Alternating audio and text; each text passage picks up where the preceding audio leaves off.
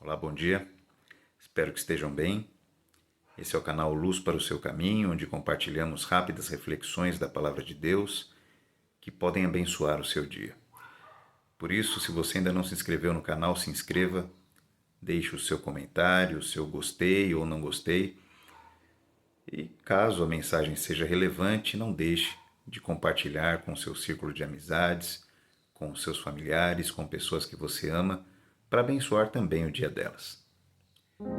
Enfim, nós chegamos na Páscoa. Chegamos no dia da comemoração, numa das comemorações que são mais relevantes para a fé cristã. Não dá para nós dizermos que somos seguidores de Cristo sem olharmos para esse dia com bastante carinho e com bastante atenção. Outro dia, em outro vídeo, eu comentei com vocês sobre o que Jesus era, o que a Bíblia diz que ele é. E vários pontos foram levantados, enfim, ele é o caminho, a verdade, a vida, ele é o bom pastor, ele é a luz do mundo, ele é a ressurreição e a vida, enfim, a Bíblia diz que ele é muitas coisas, não é? Mas num domingo de Páscoa como hoje, uma reflexão precisa ser trazida à tona e não é necessariamente sobre o que ele é, não é? Mas sobre o que ele não é. O que as entrelinhas da palavra de Deus dizem que ele não é. Talvez isso te ajude a olhar para a Páscoa de uma maneira diferente. A palavra de Deus no Evangelho de João, no capítulo 10, no versículo 18, ele vai dizer que o próprio Jesus falando: a minha vida ninguém tira de mim, eu mesmo a dou. Está dizendo que ele tem poder para dar a própria vida e tem poder para tomá-la de volta. Olha só a afirmação que Jesus faz sobre ele mesmo. Isso nos faz pensar na maneira como Jesus é descrito, na maneira como ele é apresentado, pela cultura, enfim, dos países ocidentais, pelo cinema, pela mídia de uma forma geral, apresentando Jesus como um coitadinho, como alguém que foi pego de surpresa, alguém que não conseguiu escapar dos religiosos da sua época ou do sistema político da sua época. E o texto da palavra de Deus nos afirma: Jesus não é isso. Ele disse: a minha vida ninguém tira de mim, eu mesmo a dou. Tenho poder para dá-la e tenho poder para tomá-la de volta. E foi exatamente o que ele fez. A Páscoa, ela nos traz a memória de que Jesus é exatamente isso. Ele é o Senhor de todas as coisas, ele é o dono de todas as coisas. Ele não é uma vítima das circunstâncias, ele não é uma vítima da sociedade da sua época, ele é o sacrifício perfeito dado por Deus para resgatar a humanidade para uma comunhão perfeita com Deus ao longo da eternidade. Sabemos que no Jardim do Éden, a aliança entre o homem e Deus foi quebrada através do pecado. E ali no próprio Éden, ali no próprio jardim, foi feita uma promessa. Deus ali promete em Gênesis 3,15, ele vai dizer que do ventre de uma mulher nasceria alguém que teria poder para pisar a cabeça da serpente. Quando fala em serpente nesse texto, se refere a Satanás. Ou seja, alguém que teria condições e poder suficiente para desfazer as obras de Satanás, para anular os efeitos das obras nocivas do inimigo das nossas almas. Isso se cumpriu quando Jesus nasceu e ele pisa na cabeça da serpente. Quando ele morre na cruz do Calvário, se entregando como o sacrifício perfeito, como alguém que através do seu sangue pode abrir uma porta na dimensão da eternidade para todos aqueles que estavam perdidos, para toda aquela humanidade que depois de Adão estava condenada a uma eternidade sem Cristo, sem Deus. Ele nos dá a oportunidade de passar por essa porta, de atravessar essa porta e termos uma comunhão eterna com o Senhor. Ele executou o plano dele com maestria. Ele executou o plano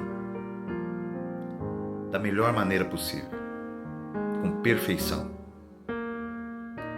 Então tire da sua cabeça o fato de que ele é um coitado, de que ele foi pego de surpresa, de que ele foi uma vítima da circunstância, uma vítima dos religiosos, uma vítima dos políticos da época. Não. Ele é o Senhor de tudo, ele planejou tudo, ele se entregou. Tem um outro texto da Palavra de Deus que mostra que quando Jesus foi preso,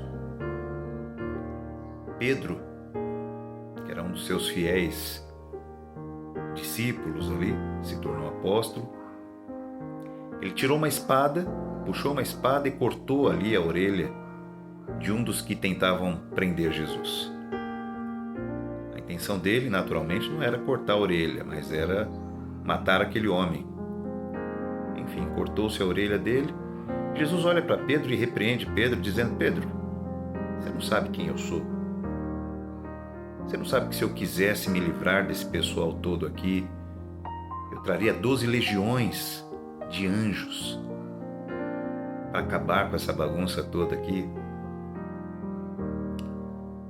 E para quem é conhecedor da tradição judaica, dos textos que norteiam a fé judaica, como Pedro era, apesar da sua simplicidade,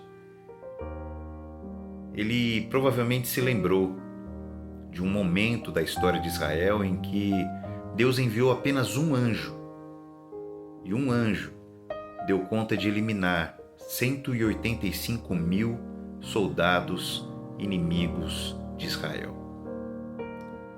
Então, quando Jesus diz: eu posso trazer aqui, a um pedido meu para o meu Pai, eu posso trazer aqui 12 legiões de anjos, imagina que tipo de intervenção Jesus está dizendo que poderia fazer naquele momento para impedir a sua prisão, para impedir o seu sacrifício. Lembrando que uma legião,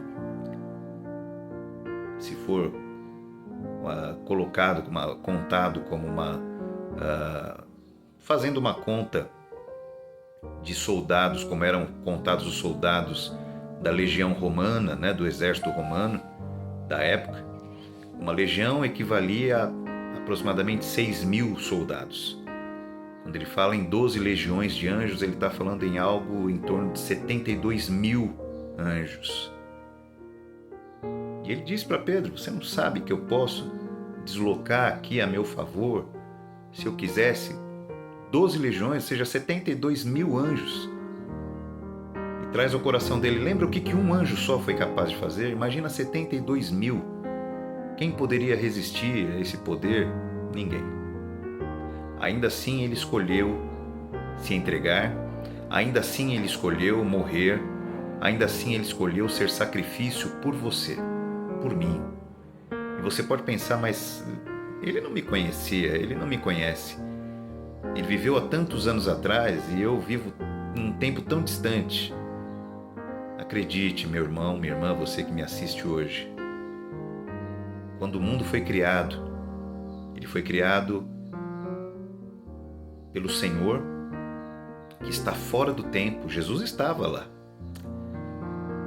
Está completamente fora do tempo e ele teve condições de, na criação do mundo, na fundação do mundo, olhar para mim, tantos anos depois da sua vinda em carne aqui, olhar para você e, olhando para nós, expressar o maior amor que ele poderia, lembrando que o amor que está descrito em João 3,16, lembra do texto?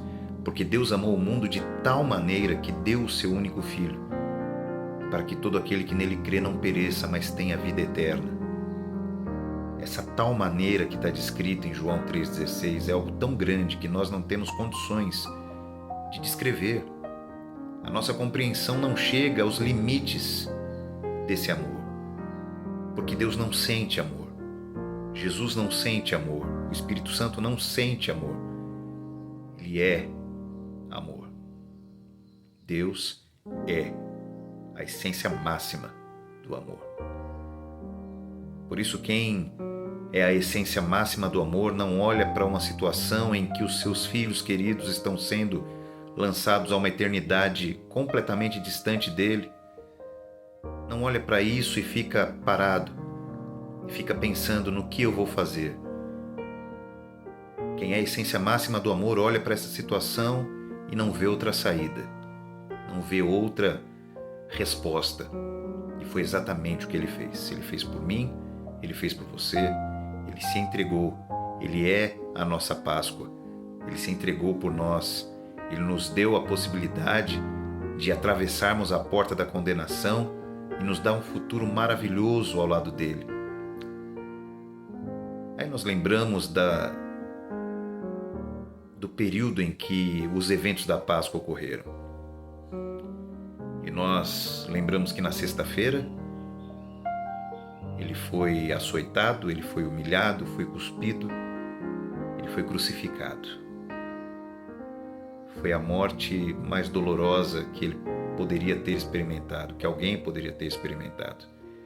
E fora a situação de sofrimento físico, ele carregava sobre si também todos os pecados da humanidade, desde o início dos tempos até os tempos futuros, até tempos além do nosso. Ele estava olhando para toda a raça humana em todos os tempos. Então o peso que estava sobre ele era ainda muito maior do que o sofrimento físico que ele carregava. Ele enfrentou tudo aquilo corajosamente por mim e por você. Foi um dia de tristeza absoluta.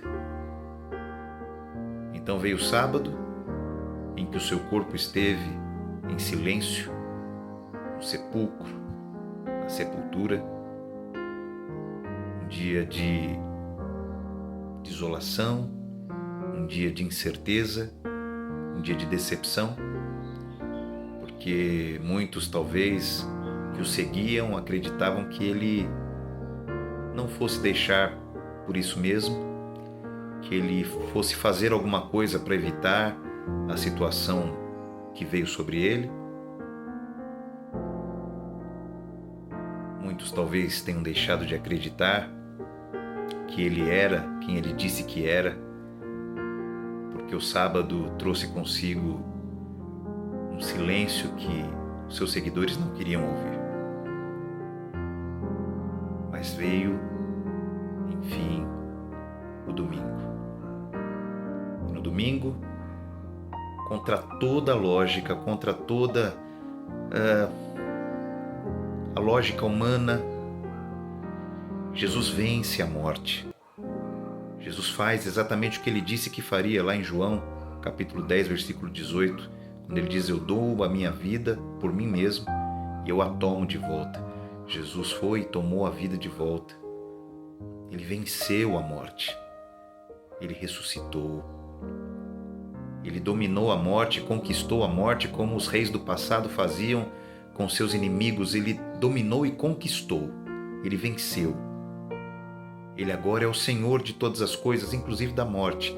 A morte não pode fazer mais nada que não esteja debaixo do domínio e da autoridade de Jesus.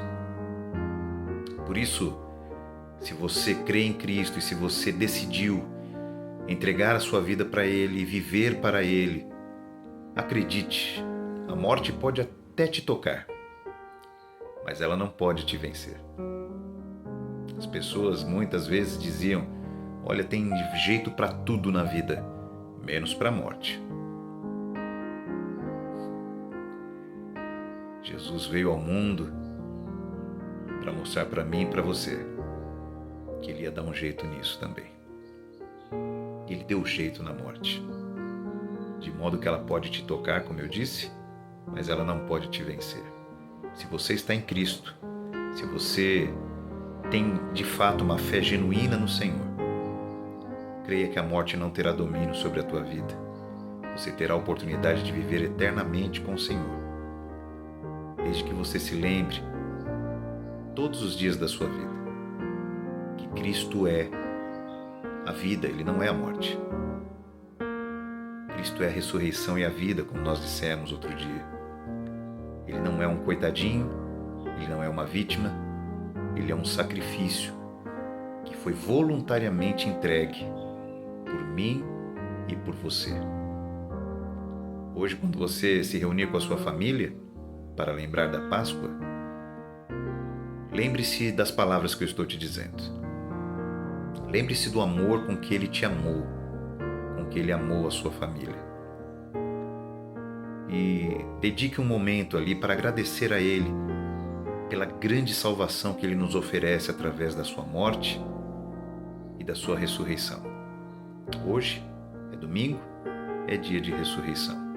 E Ele ressurgiu para que você tivesse a certeza de que um dia você também vai ressurgir dos mortos, que um dia você também estará com Ele num corpo glorificado, eterno, estará com Ele para sempre. Essa é a promessa dele para nós. E ou nós acreditamos nele, ou nós duvidamos dele. Se você duvida, eu te respeito. Respeito totalmente a sua opinião. Mas eu acredito. Eu acredito nas palavras que ele disse, eu acredito na promessa que ele fez. Eu acredito que sim, nós estaremos um dia com ele, de uma vez por todas, para sempre. E a morte não terá mais efeito sobre nós. Sabemos que o chocolate, como a cultura ocidental nos traz, né? Ele não é a Páscoa em si, ele não trata exatamente do que a Páscoa representa. Mas se a cultura ocidental nos deu a oportunidade de comer um chocolate, que é um alimento tão gostoso, doce, né? Você provavelmente vai fazer isso hoje. Mas quando fizer, eu te convido, é um desafio que eu faço para você. Não coma o seu chocolate com seus filhos, com a sua família, sem se lembrar do efeito da ressurreição de Cristo, da morte e da ressurreição dele por nós. Porque se a morte dele foi amarga, se o pecado que nos separa de Deus é amargo, o futuro que ele nos proporciona com a sua morte e ressurreição é doce, é saboroso. Então, quando você saborear um chocolate hoje, lembre-se, Jesus morreu por mim e morreu por você para tirar o amargo do pecado, o amargo da condenação eterna, para nos dar um futuro doce e saboroso. Que Deus te abençoe. Não sei qual é o dia da semana que você está vivendo hoje. Não sei se você está vivendo a sexta-feira de dor. Não sei se você está vivendo o sábado de silêncio, de incerteza, de desânimo. Mas eu quero te convidar a experimentar todas as experiências que o domingo tem trazido, porque o domingo chegou. Jesus não está entre os mortos, a tumba está vazia, Ele ressuscitou. Que isso seja motivo de alegria para o teu coração neste dia. Que você possa trazer Jesus para a sua mesa neste dia junto com a sua família e comemorar todo o amor que Ele expressou por você. Que Deus te abençoe. Feliz ressurreição.